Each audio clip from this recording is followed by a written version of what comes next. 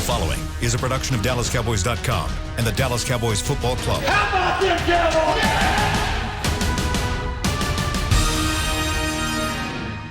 This is Talkin Cowboys. Streaming live from the Dallas Cowboys World Headquarters at the Star in Frisco. First down. Handoff. Elliott plowing to the goal line. Buried. Sacked by Lawrence. Prescott keeps it, and he bangs it in for the touchdown. And now your hosts, Isaiah Stanback, Heckma Harrison, Rob Phillips, and Kyle Yeomans.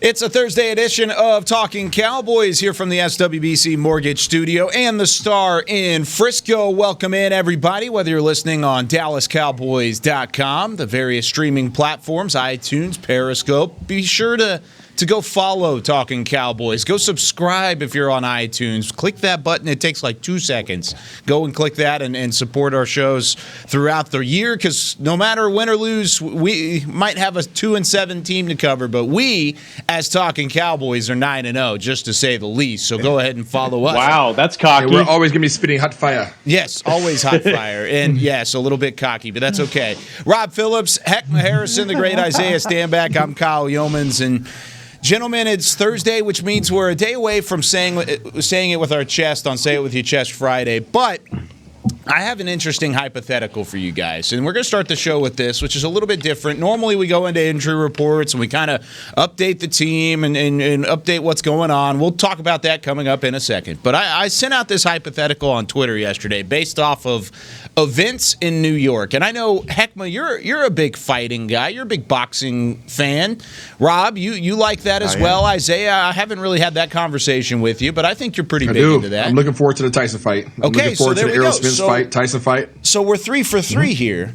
Based on events that happened in New York, of course, for those that don't know, the facts is that Mark Colombo, former coach here at the Dallas Cowboys and offensive line coach with the Giants, was fired yesterday. Nice teammate. That's the facts. But now there's some rumors that circled yesterday at least, and some of them have been debunked, but it raised this question, but that he had gotten into an altercation with the head coach, Joe Judge. Now, my question is if this coaching staff that the Dallas Cowboys have right now had gotten into, let's say, a UFC-style boxing battle royale type thing, who would come out on top? That's my question to start Talking Cowboys on a Thursday. Yeah, this is how we're starting the show, Heck. Yes, this is how we're starting it, Heckma. And if you want to go first, you can. But Rob had a little heads up because we talked about it yesterday. But Rob could probably start us off with who he thinks could come out on top. Can I just say, first of all, I wouldn't fight Mark Colombo if you paid me, I don't know, 6Gs, 7Gs. Isaiah, you played with him. He's a lot lighter than he used to be, though, Rob. I think I got you got a chance. He's still 6'8", and you can't teach that. So I can't go there. But okay, I'll play along with you, Kyle. I'm going Jim Tom Sula, baby. Jim Tom Sula. I know he's not the tallest guy on the coaching staff, and this is kind of a tough question because we haven't been around the coaches really at all this year. But D-line coaches, to me, are among the most intimidating people on the planet. And he's a great guy, but I wouldn't want to make him angry, just like I wouldn't want to make Rod Marinelli angry back in the day. So I'll go with Mr. Tom Sula. Tom Sula is a good one. That's a good pick. You took that one away from me, Rob. I'm sorry, Heck. I'm sorry. Thank you. But I'm going to stay in that same vein. Now, I know that Big Cat, Leon Lett's still on staff, so I'm going with Big Cat. Like you say, you can't teach height. I think Cat's 6'7", so there you go. And he'll have the reach on most of us, so there it is. I'm going Cat. Yeah, I think you win there. Yeah, that's pretty good. Are we going like any coach on the staff? Yeah, is that what we're doing right now? On the staff, any coach. I am going to go with Coach McCarthy. Oh, I'm going with Coach McCarthy. Coach McCarthy looks like he will wrestle the crap out of you, and he put like a big thing of chew like right here, and took that thing in his lip, and then he's like, "Let's go." Yeah, I can just see that, right? He probably got cauliflower ear. He's been hiding with the mask and stuff. I don't know, but I'm going with Coach McCarthy. You think he's got cauliflower ear? Yeah. Well, then you also got McCarthy. I mean, his background's from Pittsburgh, and they know how to fight up in Pittsburgh. They come tough out of that region of the country. So, also, you know what? Yeah, never mind. Go ahead. Oh, I don't know. I don't even want to know where you're going with that. But Coach McCarthy doesn't have a neck, man. You don't want to wrestle nobody who doesn't have a neck. Man, that's like a Brahma bull, man. You have no chance. Listen, hear me out here, though. John Fossil.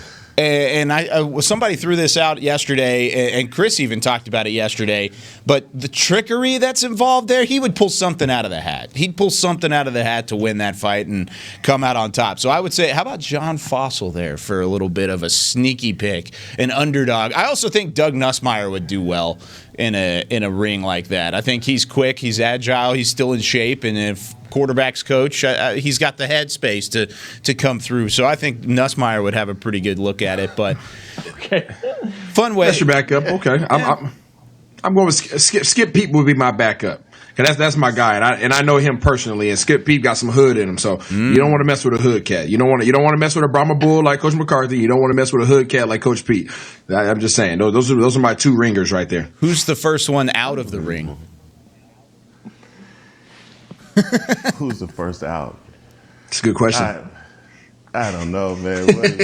We're putting coaches against each other right now. I'm trying to figure out what That's like, yeah, you're leading me down to the principal's office hallway right now. I don't want to go there. That's true. I'm That's not fair. going. Do you guys know that I'm the most reluctant person to go to the principal's office? Don't you see that already? Thank you.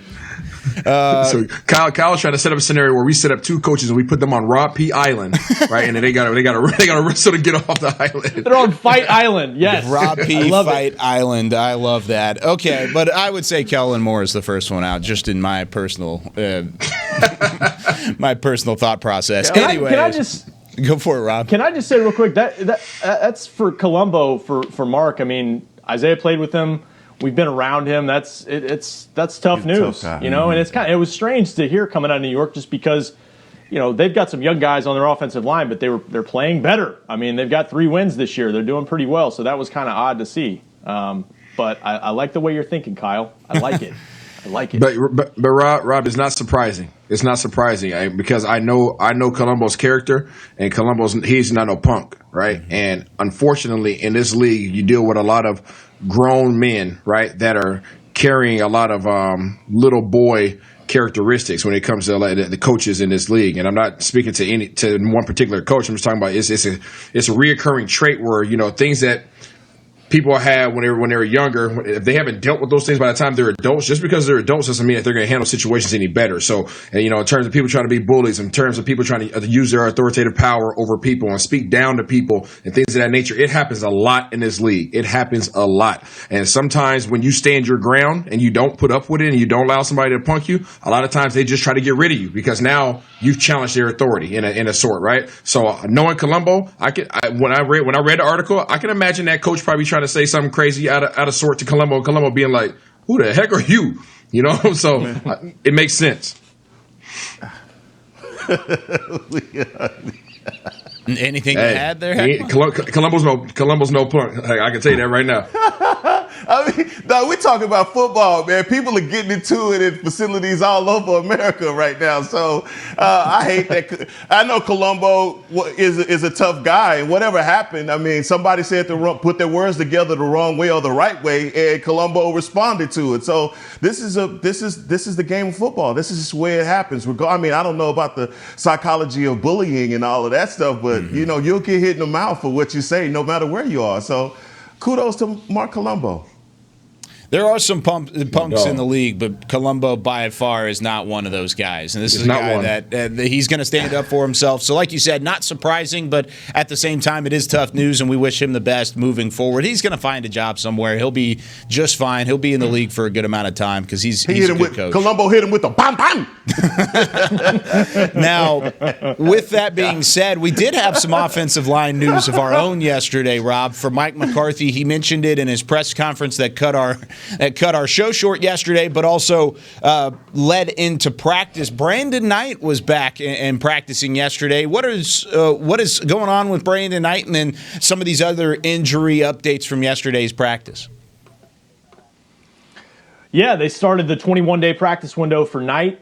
He was on injured reserve. I want to say after the Monday night game. Was that the Arizona game? Yes. I think he got a knee scope right after that. So he's back. He was on the field. That's encouraging. I don't know if it's this week where he could be potentially active, but that's good progress. Give you some depth at offensive tackle because we've talked about that position a lot. Only 2 guys didn't practice yesterday. Tyler Biadasz, of course, with the hamstring injury that's going to keep him out a little bit, and Randy Gregory was sick yesterday. So that's about it. Zach Martin was limited. So that's something to kind of keep an eye on, but I would imagine they're trying to manage him and get him to Sunday. He was doing some cord work with the athletic training staff and just trying to get himself loosened out before he practiced. So the best thing I saw on there was Zeke had a full practice and told us after practice that he felt better this week than he did the week at the Steelers game. So for a matchup that we're going to get into today for this week with Minnesota, that's huge. That's huge if you've got a closer to healthy Zeke. And whenever it comes to Zach Martin and kind of a lingering issue there, like you said, it's not necessarily anything to be really upset about. I mean, you're coming off of a bye week, so it might have been something that was a right place, right time, and just not as big of an issue as normally it would be. But whenever it comes to him being on cords, Isaiah, does that worry you at all from Zach Martin just being the cornerstone of that offensive line? Ooh, the cornerstone. Okay, we brought that back out. No, not at all, man. I mean, he's going to be good. I mean, it's the middle of the season. Guys are banged up. Nobody's healthy. I can tell you that right now. Nobody on this roster is healthy except for Reggie Robinson and Bradley and I. So those are the only 2 guys that are probably healthy because they haven't had to touch the field. Other than that, man, everybody's dealing with something. And that's just being real. Sometimes it gets out, to the public and things end up on an injury report. Sometimes they don't end up in an injury report, but guys are they're going to overcome things every single day. I'm not worried at all. I'm looking forward to seeing these guys continue to get healthier as the season progresses because I think they are going to just continue to get stronger. Ekma? No, what Isaiah said, it makes sense. I mean, you have a veteran guy, you can't give him the day off, but still, to give him an opportunity to stay in rhythm. These guys have had a bye week, and like Isaiah said, no one's healthy at this point in the season. So it doesn't concern me about Zach Martin. What I want to know is Knight ready to go? If there's a situation that happens in this game where we have to maybe plug and play him on the right side or on the left side, can he go? So that's important with this offensive line because it's become cliche, the musical chairs, and this would be the 11th combination of guys on that offensive line. So, look, getting guys healthy is very important. Don't like to hear Biadasz. I'm really curious about the sickness of Randy Gregory. I'm glad that it's not hopefully not COVID related because anytime you see sick, the first thing you think is, oh my God, does he have COVID? So knowing how bad we need him this week as far as applying pressure to Kirk Cousins that was the one thing that raised an eyebrow. Exactly. Yeah, I mean, if it was something like that, he'd be on the list. He'd be on the reserve list. So that's But you brought up a good point about Knight. Like we've talked about this O-line combination over and over again. Like if he were to be healthy and ready to go this week and have a good week of practice, or maybe next week, would you guys like to plug him in at one of those tackle spots, or are we at a point where it's like, let's just keep the same 5 if we possibly can for 2 weeks in a row? Can we just do that? Just go back and forth. I think continuity is important, and this offensive line needs that, right? But I think that Brandon Knight, before he was injured, was, it's kind of hard to say a bright spot, but he was giving you a lot more than say some other names. Right now with Irvin, you see that I think he's a lot better in the run than he is versus the pass, and just comparable. I would like to see, these guys kind of figure out what we're going to do at the left tackle, but we know that we're having big time issues at the right side. So just being able to have him for that, I think is more important, man. Well, and one of the things in terms of the left side, go for it, Isaiah. No, I was going to say the left side. I mean, some of the film that I've been watching, going back to the last few games, Urban's been doing good. He's been playing physical. He's been popping dudes and knocking dudes off. I know in the film room the other day, Kyle and I showed a play where Schultz missed a block. But if you watch that same play where Schultz missed that block, Urban just destroyed the guy. Right when it didn't even look like he had opportunity to get back into play, and he just knocked the dude all the way to the ground. So I think he's bringing some physicality to it. But yeah, as you mentioned, Kyle, that right side, we need some help. Well, and what Mike McCarthy said whenever he was asked about best five, which is kind of something we've talked about over the course of the season, but whenever he was asked about it, he said it's not fantasy football. You can't just mix and match and just throw guys out there and into certain positions. But the thing is when Brandon Knight comes back, you've got two swing tackles available. You got Cam Irving and you've got Brandon Knight. And Brandon Knight and Cam Irving have each played better than what Terrence Steele has done on the right tackle spot. So my question to you guys is, and Heckma, you'll start us off here, Cam Irving at left tackle or right tackle, and then, of course, Brandon Knight would fill in that other hole. Are you more comfortable with that than what you're working with right now? Yeah, I'm more comfortable with Tyron Smith, but I want. Well, that's not an option, unfortunately. I think Knight. Right. I know, right? I'm just wishing here. I would say Knight at the left. I just felt like Knight gave us a lot more before his injury. But in this situation, the continuity, if these guys are starting to play together, I think the Steelers game, they played a lot better together. But my question is, who's going to be the quarterback? Because who's the quarterback is really going to help you say, look, this guy is going to be a better fit in this situation, because offensively, the last game that we saw against the Steelers, we had a lot more movement in our offense. So, look, keeping these same guys together is very important. But I want to know who's going to be the quarterback, Kyle. It's going to be Andy Dalton. Oh, God. I mean, please no. That's please what's no. happening. That's what the decision is. It's Andy Dalton. That's the quarterback. I mean, that's a proven thing. But why are you saying please no with Andy Dalton? We've had this conversation, I feel like 6 times about Garrett Gilbert or Andy Dalton, but you're that adamant against Andy Dalton? Heck's ready for double G.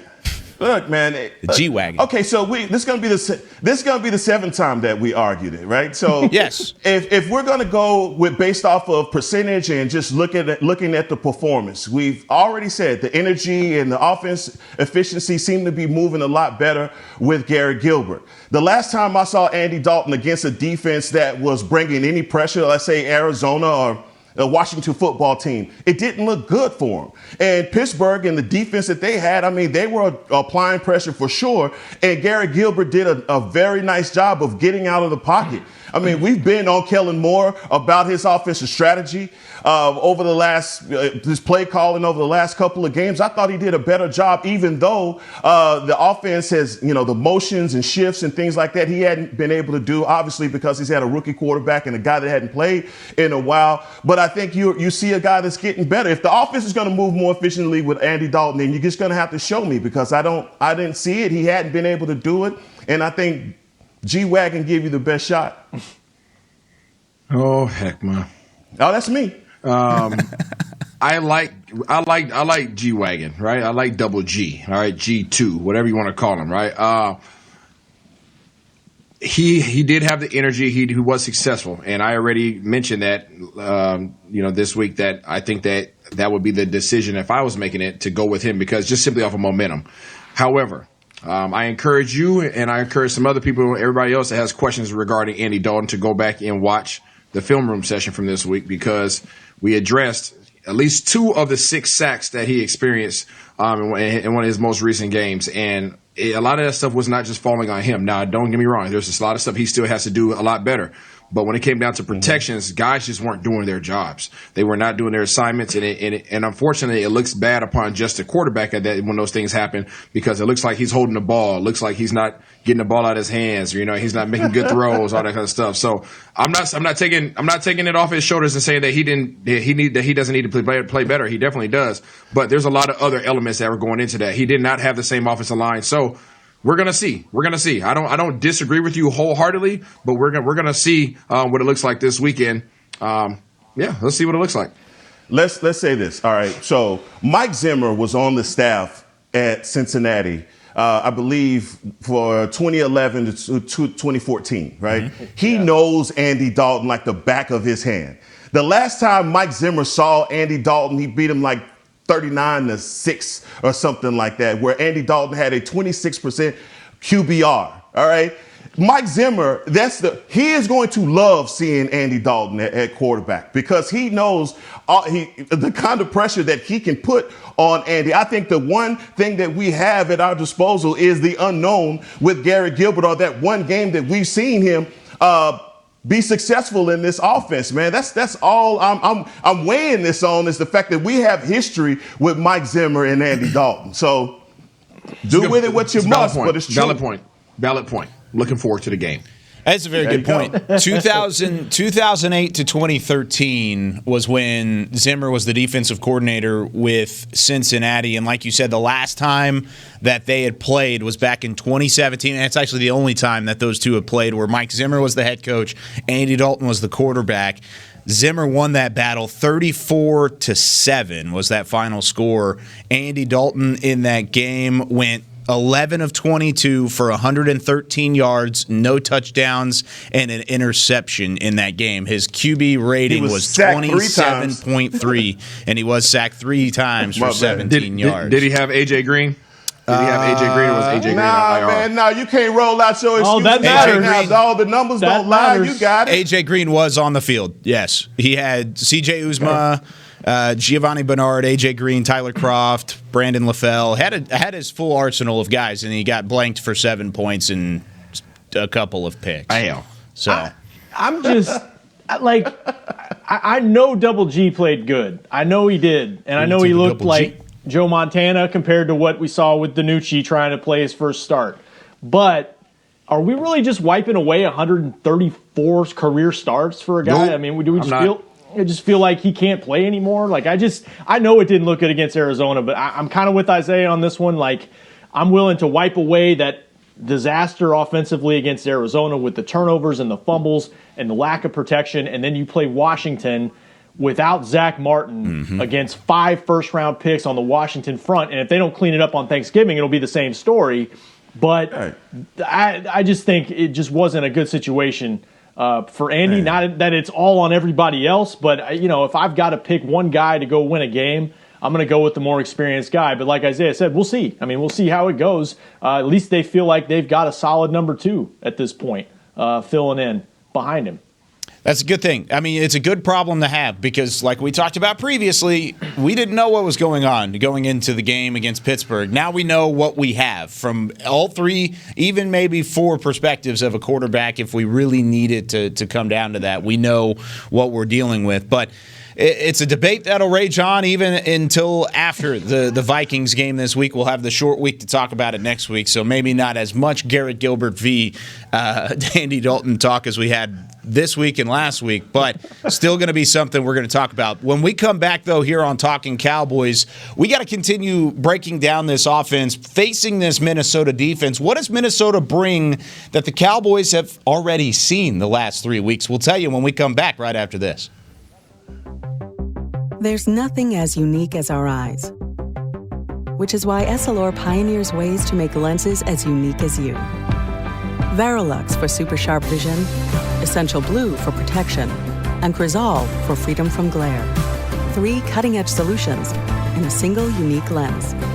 So whatever your needs, insist on Essilor. Visit your local Essilor experts and find the perfect lens for you. See more, do more, Essilor. Since 1865, Stetson hats are American-made with pride right here in Texas. And Stetson is proud to be on the field with America's team. Want to show your Texas and team pride too? You can. By purchasing your own Stetson, you can look just like how the flag guys do on field at every home game.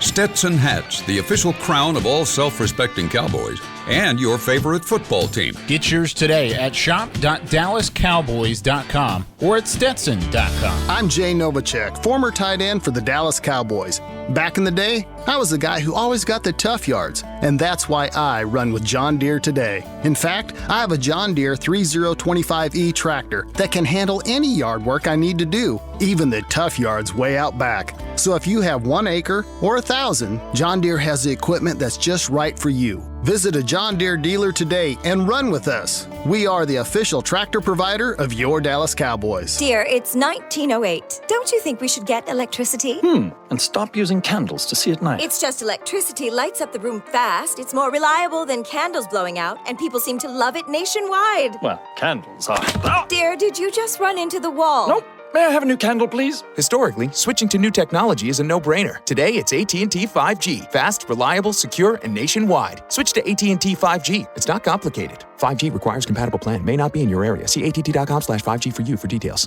Back to Talkin' Cowboys. Back here on Talking Cowboys, it's the second segment here from the SWBC Mortgage Studios. Glad you're with us. Of course, as always, whether you're watching from home or cheering in the stands with Essilor lenses, you'll see every exciting play. Book an appointment at your local Essilor experts and find the perfect Essilor lens for you. See more, do more, Essilor. Almost sounds like a makeup commercial at the end. I kind of like it. Like that it's got that catchy ring to it. The see more, do more, Essilor. I like it every week, and Isaiah likes it too because he echoes it every single time on camera. He doesn't do it audibly for those of you listening on iTunes, unfortunately. But anyways, Heckma Harrison, Rob Phillips, Isaiah Stanback, I'm Kyle Yeomans, and today, of course, being Thursday, we're breaking down the Cowboys offense versus the opponent defense, and of course the opponent this week is the Minnesota Vikings. And guys, I want to ask this question because last week Minnesota on Monday Night Football held Chicago to 46 yards total rushing. Really kind of blanked them altogether. I mean, Chicago didn't actually hit 200 yards in that football game and only had a couple of field goals to show for it. However, this is a defense that doesn't scare me as much. Watching it on film, looking at the stats, this defense doesn't scare me nearly as much as what Washington, Philly, and even Pittsburgh, of course Pittsburgh, has showed you defensively just based off of the front seven. But am I wrong in thinking that this might be the weakest front seven the Cowboys have seen maybe since week 5 of the season when we played the Giants, Isaiah?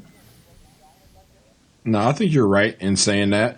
The thing about Minnesota's been consistent for a very long time, all the way back to when I played. This is a too-high team. They want to play too high, and they've always entrusted in their front seven. They've always had solid linebackers, and they still do now. They've always had solid linebackers, but they always relied heavily on their defensive linemen to apply pressure because they don't want to go single high. They don't want to come up and play you man-to-man. They want to sit back, have a 2 shell over the top, and make you work your way down the field and let them apply pressure with their front 4. And unfortunately, this front 4 is just not applying that pressure. Like I said, if you get up to the second level, you got to deal with Big Kendricks and company. But you're absolutely correct in saying that this D-line does not have the same presence, nor are they as much of a threat as the D-lines we faced so far this year. Rob? Yeah, no, I agree. I think when you watch them play against Chicago, Isaiah mentioned the too high. They did play too deep, and a lot of that is because they're young. They're missing some key guys on defense this year. They don't have Danielle Hunter up front. No, I don't think they have Barr, and they've got a couple rookie corners back there. And I think Dantzler didn't play in that game, so he was back to practice this week. So with young corners, you're trying to protect them, and like Isaiah said, don't give anything away deep. Make them drive the field. That does, you would think, open up some running opportunities for the Cowboys. If Zeke's not facing those boxes with 7-8 man fronts all the time, maybe there's an opportunity to do that. Now maybe Zim changes it up because he knows with compromised up front, they've got to be able to run the football. Dallas does to have success. But I think matchup-wise, there could be some opportunities. And, hey, the Cowboys have struggled offensively, but I think they've topped I think like 130 yards the last couple games. Maybe they can build on that. I think for me, it's going to be the Mike Zimmer. I mean, Cowboy, great defensive coordinator. He does a really good job of dialing it up for his defense, and these guys play really well together. I mean, when, Kyle, you say you look at the tape and nothing about them scares you, then I'll go with that. But at the same time, they still have Harrison Smith and guys like Hendricks and Wilson. They are going to present a problem defensively as far as the way that they pressure the line of scrimmage. They know that their best shot at stopping the Cowboys is obviously making sure that Zeke doesn't get going early. So that whole loading up the box, that is what Zimmer is definitely going to do to alleviate any of that. So, look, I'm looking at this scheme and just realizing that for the Dallas Cowboys offense, you're going to have to get some of your playmakers involved. I mean, I want to see Amari Cooper actually make a play, stretch the field, do something with the secondary that is decimated by injuries, and they have rookie guys. So the only way that we have any success is that, one, Zeke brings his hard hat and collects those really tough yards that the Vikings are going to be against him on, but also if Andy Dalton is the quarterback, well, he is the quarterback, that he gets the ball out of his hand quickly and get it to his playmakers so that they can do something. I mean, this offense, our receivers just hadn't been giving us much, and it's been because they hadn't had the quarterback there to supply it or get those yardage, help them get that yardage. So we have to get this offense going. We hadn't seen it the last couple of games, so that change is going to be welcome. Well, and whenever it comes to the decimated secondary, and you guys are mentioning these rookies, Jeff Gladney, a TCU product, actually is one of the starting corners. The other one who's been dealing with a concussion is Cameron Dantzler, the Mississippi State corner that we saw at the Senior Bowl last year. Pretty good little corner, but still not anybody that should be starting as a rookie. I was high on. I did like Cameron Dantzler, but I still didn't think he would be a starter as a rookie. Well, he's had to step in and do that because they've been just absolutely torn apart by injuries whenever it comes to the secondary. Holton Hill, Mark Fields, Mike Hughes, Miles Dorn, all of those guys have been out and missed significant time for this secondary. It's kind of like what the Cowboys are dealing with on the offensive line, where the Minnesota Vikings are dealing with in the secondary. They're having to do a musical chairs sort of thing back there to deal with it. Yeah. But that brings this question to me. Is this the chance that we finally get to see Andy Dalton with minimal pressure coming up against an offensive line that has a wee bit of continuity to attack a weak secondary with the receivers that we've been waiting for? Is this finally the opportunity we get to see Dalton kind of blossom into the quarterback that we had originally thought he could be as a backup? Well, Isaiah's going to say yes. Go ahead, champ. I don't think it's going to be that type of game. I think Andy Dalton's going to be in a game management type of scenario, kind of like an old school Russell Wilson, just don't mess up type of scenario. I really think this is the game that Zeke comes out and he's vintage Zeke. I think he probably gets around 130 yards on the ground this game. And Andy Dalton's going to be facing two high. Probably the second half will face single high. He might be able to start getting some things down the field a little bit, but this is going to be a mid, short to mid range game for Andy Dalton, where he's just going to have to be precise, and I think he'll have the time he needs to throw the ball. So yes, to answer your question, we should see the original Andy Dalton this game, but he should not be throwing the ball 40 times. Mm-hmm. Yeah, I think the hope is, you can establish the run, and then if you can get them out of some of that looks where they're playing their safeties deep, move guys up, because there are, to your point, Kyle, there are some matchups on the outside that you've got to feel good about, I think, if you can get them the ball. But you mentioned protection. Look, the Vikings can still get pressure. I think they rely a lot on their front four to just go get the quarterback, but they'll blitz their linebackers. Eric Wilson is really doing damage for them as a blitzer with pressure and sacks and affecting the quarterback. So, their line maybe isn't what it's been, but I think they're still capable of getting pressure on Andy Dalton.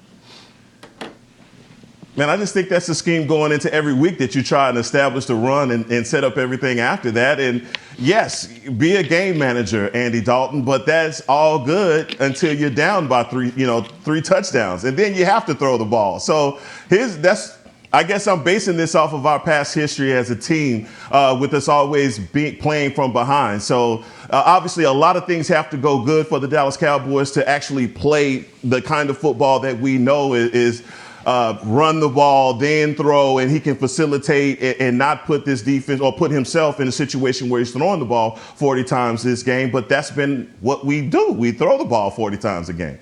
They just need to hit some big plays here and there. Yeah. They just haven't had that. And Gilbert finally gave him a little bit of that, the touchdown to CD. And that's why I guess I just feel better about Andy, just because if he's got the protection, I feel better about him, his rapport with the receivers.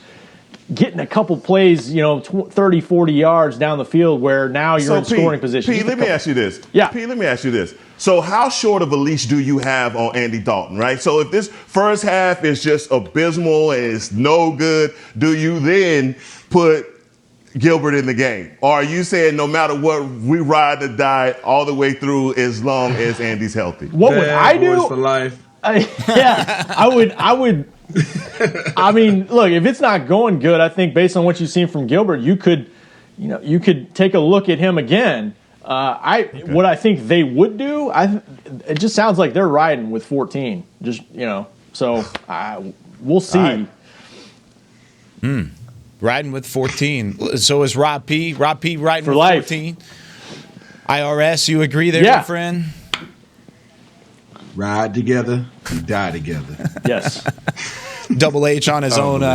He's on his own island over here. It's Double H Island at this point. Whenever it comes to, it's a yacht. It's the yacht. There you go. Yeah, it's the yacht. It's the yacht for 3 to the double G. Okay. When we come back here on Talking Cowboys, we have some unfinished business in terms of talking about the Cowboys defense versus this Minnesota offense. We'll finish the show with that and get you ready for Say It With Your Chest Friday when we come back right after this. We're back with a tasty treat that's sweeping airwaves and taste buds. It's new Dr. Pepper and Cream Soda. Let's take a listen. Dr. Pepper and Cream Soda's here. A new combo that's music to my ears, okay. Let's play. Cream Soda and Dr. Pepper time.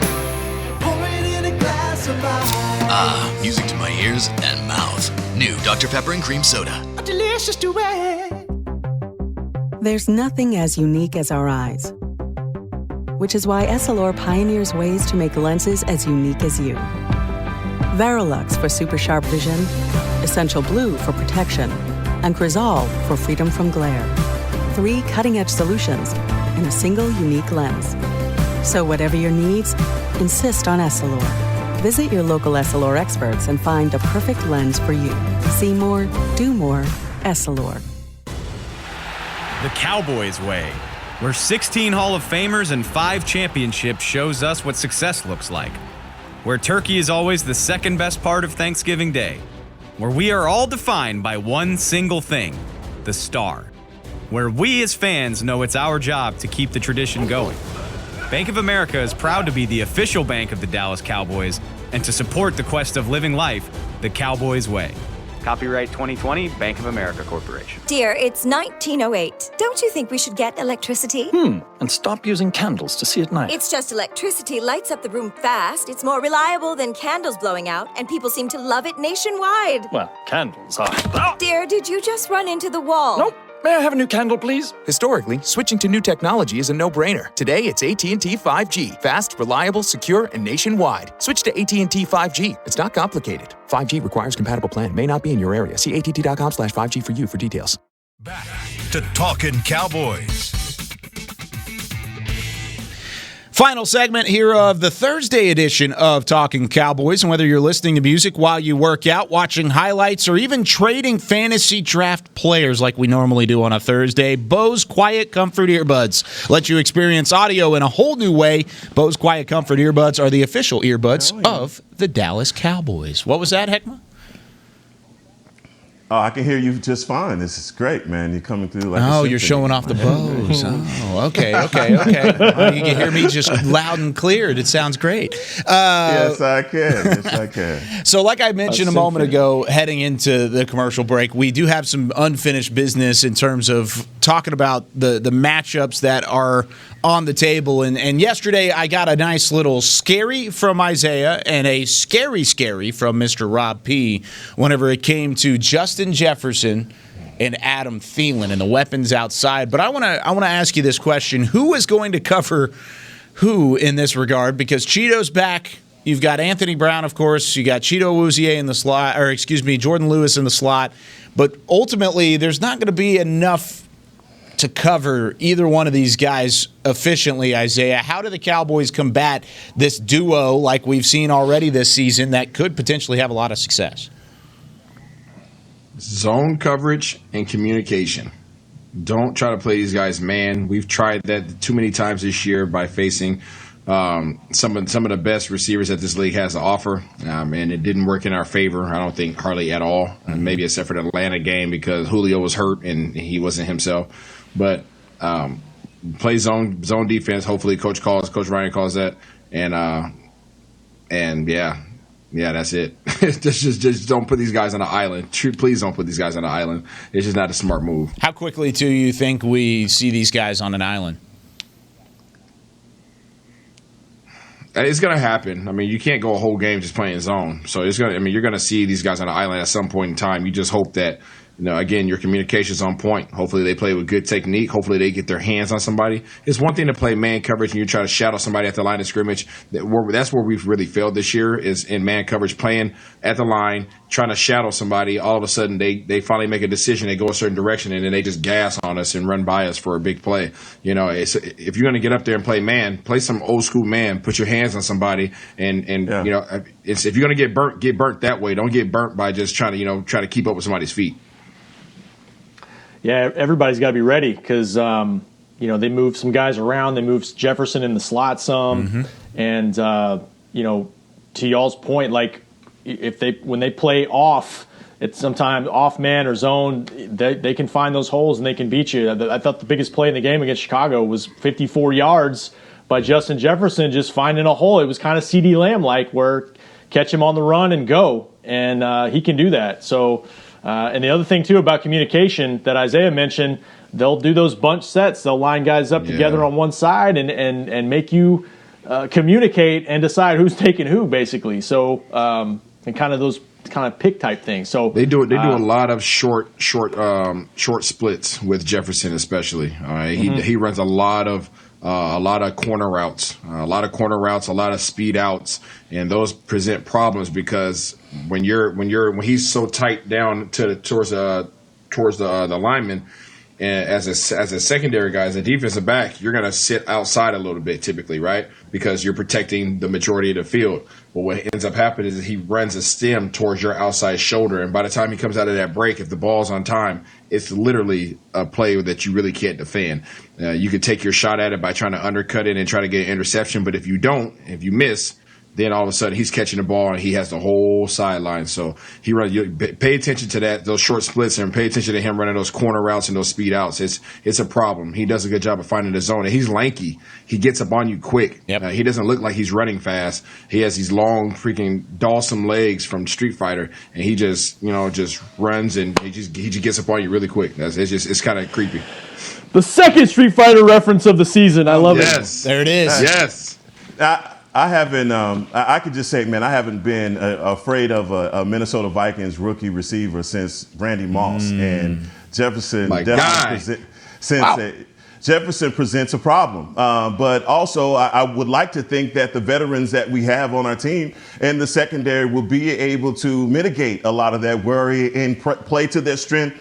Cheeto, for me, is a guy that always does a really good job of using the boundary as an extra defender. So that play that you're talking about, undercutting that I believe it's the fade that Kirk Cousins like to throw to Jefferson, that he uses that to his advantage. These guys can't tip their hand and go zone the whole game. They're going to have to play some man. This is a part of the part of defense. And if you play zone, they will eat that apart. I mean, I don't like Kirk Cousins, but man, that would be checkers to his chest as an offense. So, the Cowboys defense, I believe Anthony AB is a guy that I feel comfortable being by himself on Thielen or on Jefferson. I just feel like that part of what they do and just have to play to their strengths as defenders. But it's all going to be surrounding around the kind of pressure that we get. The interview yesterday with Tank Lawrence, and they asked him about the difference between, or the comparison between the Kevin Stefanski Cleveland Browns offense and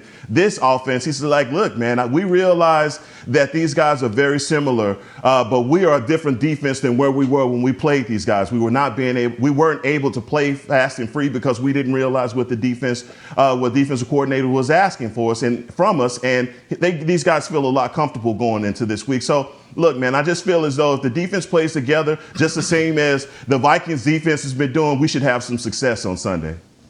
How much of a role is Kyle Rudolph going to play in this game? They called him "all reliable" on the Monday Night Football broadcast, and I thought that was the best way to put it because he's been around for 10 years and he continues to do the same thing. Plus, Isaiah, we looked at it in the film room. I mean, he's a fantastic blocker still, even at this point in his career, but he's also a receiving threat. How big of an impact does he play real quickly here before we wrap things up?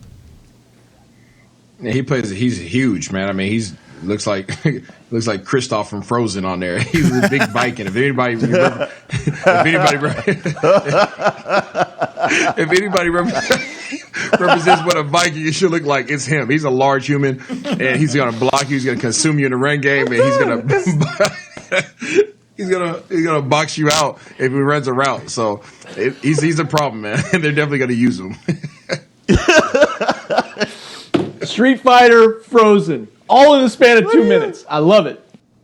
And it's accurate. It is accurate. That's the best part about it.